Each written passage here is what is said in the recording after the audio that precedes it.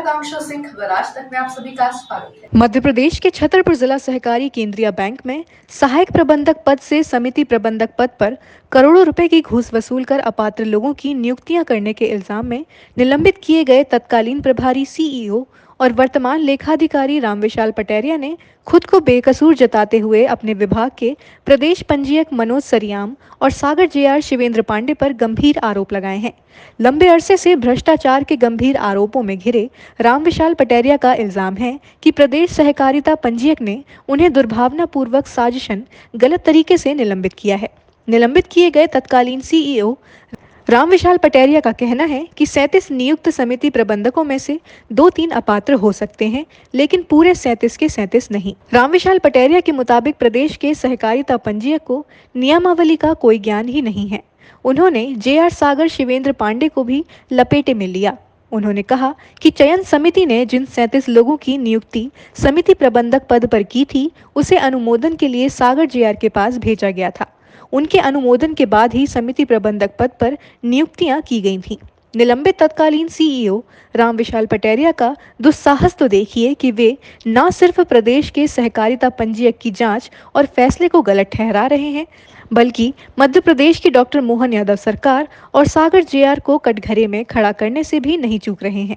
श्री पटेरिया का कहना है कि वे अपने निलंबन तथा फर्जी तरीके से प्रदेश सहकारिता पंजीयक द्वारा निरस्त की गई नियुक्तियों के फैसले के खिलाफ हाईकोर्ट जबलपुर का दरवाजा खटखटाएंगे। भर्ती प्रक्रिया पूर्ण की। उस भर्ती प्रक्रिया में साफ लिखा था कि भर्ती प्रक्रिया पूर्ण करने के बाद किसी विवाद से बचने के लिए संयुक्त पंजीयक को अनुमोदन हेतु भेजा जाए। उनके अनुमोदन के बाद ही आदेश जारी किए जाए। तो हमने 10-2 में बैठक की।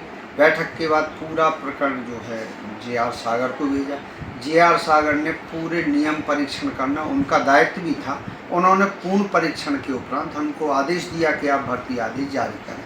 तो हमने भर्ती आदेश जारी कर दिए। इसमें बैंक की कैडर कमेटी का या बैंक के मुख्य कार्यपालनाधिकारी का वैसे सीधे कोई रोल नहीं। जो निलंबन किया गया है वो नितांत ही गलत है। केवल दबाव में निलंबित किया गया है कि हमने भर्ती प्रक्रिया रद्द कर दी, भले ही वो गलत की हो या सही की हो। पहली बात तो ये है कि ऐसी कौन सी प्रक्रिया होती है कि 3 जिलों में एक भी आदमी पात्र ना हो। इसका मतलब है कि रजिस्ट्रार ने जो है स्वयं कहीं ना कहीं मिस्टेक की है नियम बनाने में। नहीं तो ऐसा हो सकता है कि एक भी व्यक्ति किसी भी जिले में पात्र ना पाया जाए। गड़बड़ी की बात जहाँ तक आती है, जब यदि 2 व्यक्ति गलत होते या 3 व्यक्ति गलत होते तब तो गड़बड़ी समझ में आती कि 37 आदमी का हमने चयन किया और इसमें 5 व्यक्ति गलत हैं या 10 व्यक्ति गलत हैं। क्या ये पॉसिबल है कि 37 के 37 व्यक्ति ही गलत हो जाए?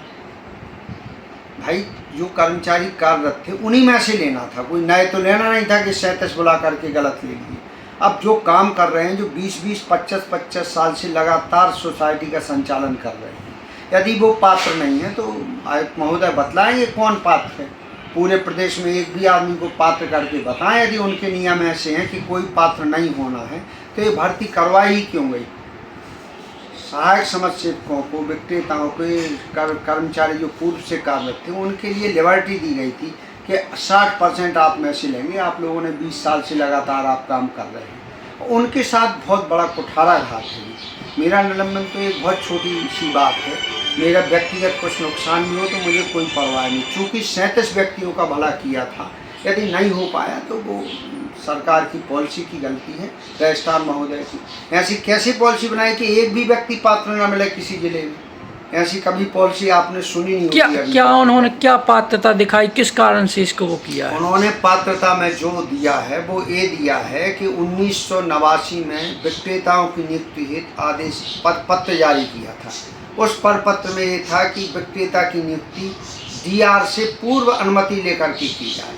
पूरे मध्य प्रदेश में किसी ने पूर्व अनुमति नहीं ली, विक्रेता की नियुक्ति करके बाद में पुष्टि कराई है और यहाँ भी बाद में सभी की पुष्टि हुई है।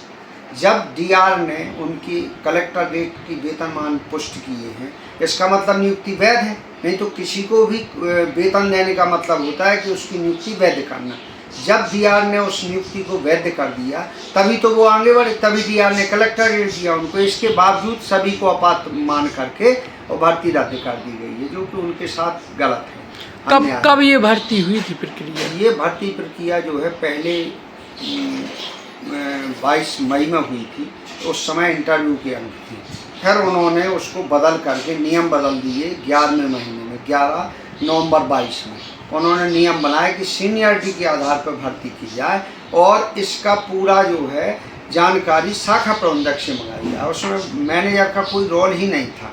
शाखा प्रबंधक से जो जानकारी आई, हम उनके दस्तावेज हमने परीक्षण कराए कि वो लगे कि नहीं। जैसे उन्होंने बताया कि फलाने तारीख को नियुक्ति है, तो हमने संचालक मंडल का प्रस्ताव देखा कि नियुक्ति का प्रस्ताव है कि नहीं, आदेश है कि नहीं, वेतन लिए इन्होंने कि नहीं, खाता खुलाया बैंक में कि नहीं। इन सारी जो भी हमसे बन सकता था उसको प्रक्रिया को सही करने में, वो हमने किया जो सावधानी बरत सकते थे। ये आपने की कि आपने वरिष्ठ अपने अधिकारियों को वो कागज भेजे, वहाँ से पुष्टि होके आई, फिर आपने भर्ती की? हमने क्या है? बताया कि कैडर कमेटी ने केवल निर्णय लिया कि ये पात्र हैं, ये जो जानकारी आई उसके आधार पर, सीनियरिटी के आधार पर ये पात्र पाए जाते, अनुमोदन हेतु जेआर को भेज दिया।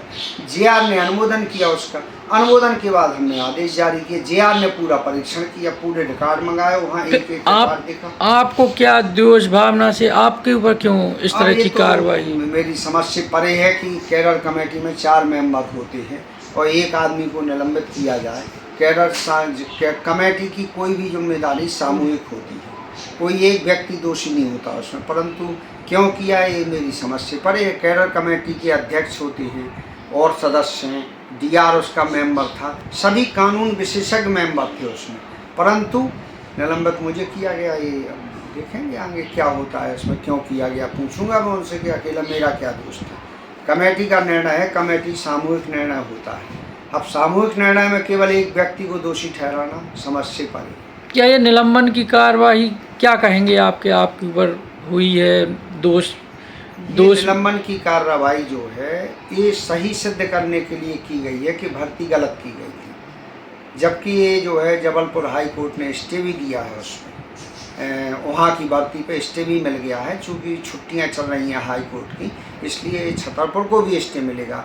15-16 माह हो गए हैं, विधानसभा में ध्यानाकर्षण भी हो चुका है भर्ती के बाद।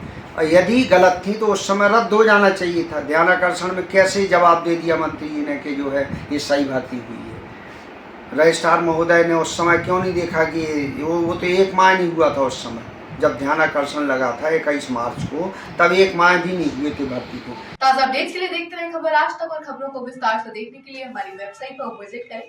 हमारी वेबसाइट है खबराजतक.live। नमस्कार।